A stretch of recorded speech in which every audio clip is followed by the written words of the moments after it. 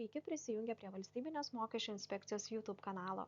Pristatysiu Jums informaciją apie išmanią mokesčių administravimo sistemą, kurią toliau vadinsiu IMAS bei jos posistemius. IMAS tai posistemių rinkinys, kuriame realiu laiku gaunami, apdorojami, analizuojami bei kaupiami finansiniai duomenys. Pagrindinis tikslas – automatizuotas duomenų Valstybiniai mokesčių inspekcijai teikimas, siekiant administracinės naštos mokesčių mokėtojams mažinimo, mokesčių mokėtojų pajamų apskaitimo, mokesčių pajamų surinkimo bei mokesčių administratoriaus veiklos efektyvumo.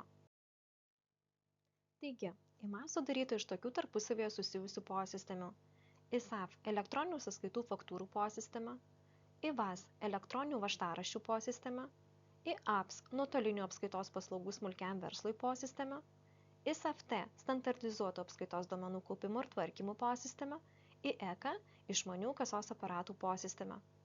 Toliau kiekvieną posistemį apžvelgsiu detaliau.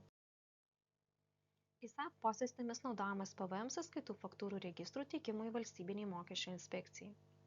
Gaunamų ir išrašomų PVM sąskaitų faktūrų registrus privalo teikti apmokestinamieji asmenys, kurie yra registruoti PVM mokėtojais Lietuvoje, išskyrus PVM mokėtojus taikančius smulkaus verslo schemą SVS Lietuvoje. Pasibaigus PVM sąskaitų faktūrų registrų pateikimo terminui, ISAF posistemyje automatiškai atliekamas kryžminis sutikrinimas. Kryžminio sutikrinimo ataskaitoje rodomi pirkėjų ir pardavėjų PVM sąskaitų faktūrų duomenys, kurie nesutampa.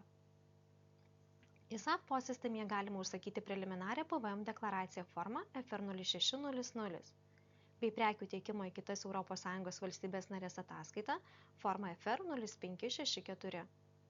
Deklaracijos yra formuojamos pagal pateiktus gaunamų ir išrašomų PVM sąskaitų faktūrų registrus. Išrašyti elektroninės PVM sąskaitas faktūras ISAF posistemyje gali tik gyventojai, Lietuvoje registruoti PVM mokėtojais. Gauti šias PVM sąskaitas faktūras gali gyventojai ir įmonės Lietuvoje registruotos PVM mokėtojomis.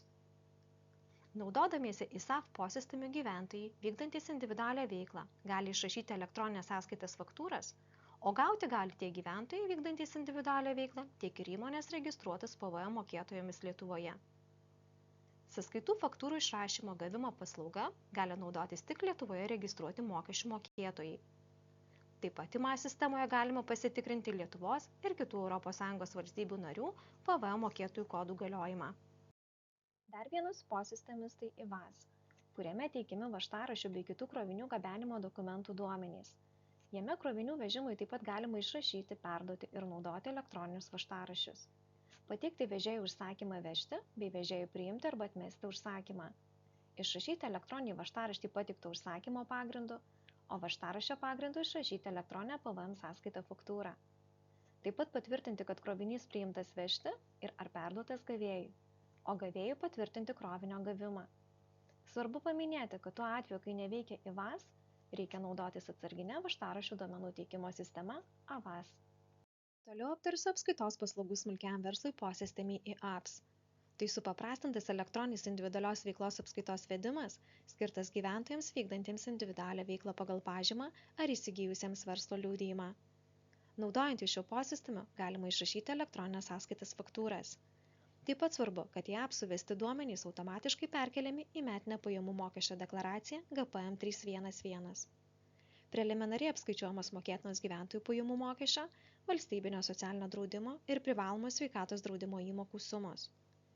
Taip pat į IAPS skaičiuoja pajamų ribą, tai yra 45 000 eurų ribą, kurią viršijus privaloma įsiregistruoti PVM mokėtojų. Svarbią funkciją atlieka ir IECA. Tai elektroninių kasos aparatų duomenų teikimui skirtas posistemis, kuriame nuotoliniu būdu galima registruoti, išregistruoti kasos aparatus, prekybos, paslaugų automatus, taksometrus bei keisti jų būkles. Taip pat nereikia dienos Z ataskaitų klijuoti popierinėme kasos operacijų žurnale, pildyti papildomos informacijos, nes fiskaliniai duomenys iš kasos aparatų perduodami automatiškai, bei suteikiama galimybė peržiūrėti pateiktus duomenis, taisyti klaidas. Ir paskutinis – standartizuotų buhalterinės apskaitos duomenų kaupimo ir tvarkymo posistemis ISAFT, skirtas didesnėms įmonėms privalančioms turėti apskaitos sistemą, galinčiams sugeneruoti ISAFT bylą, kurioje teikiama, tvarkoma ir kaupiama finansinės apskaitos, atsargų, pirkėjų tiekėjų informacija standartinėje rinkmenoje. Pateikta informacija parengta vadovaujantis nurodytais teisės aktais. Visą aktualią informaciją mokesčių klausimais galite rasti pasinaudoję šiais šaltiniais.